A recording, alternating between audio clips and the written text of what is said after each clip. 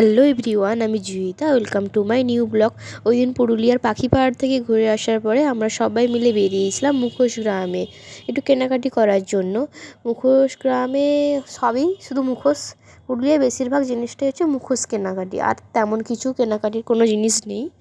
তো অনেক দোকানপাট বসছিলো, বেশ হাতের তৈরি অনেক জিনিসপত্র ওনারা নিজেরাই হাতের ডিজাইন করছে, খুব ডিজাইনগুলোও খুব দারুণ।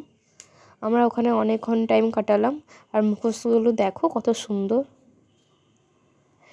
দামগুলো বেশি বলছে, কিন্তু হাতের তৈরি কাজ তো দাম হতেই পারে, কিন্তু ওখানে দাম কমিয়ে নিতে হবে।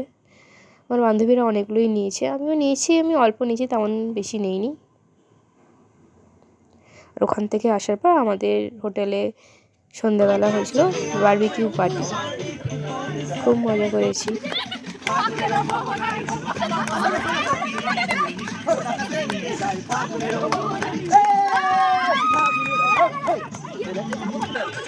অবশ্যই ভিডিওটা ভালো লাগলে লাইক, কমেন্ট, শেয়ার, সাবস্ক্রাইব করে দিন।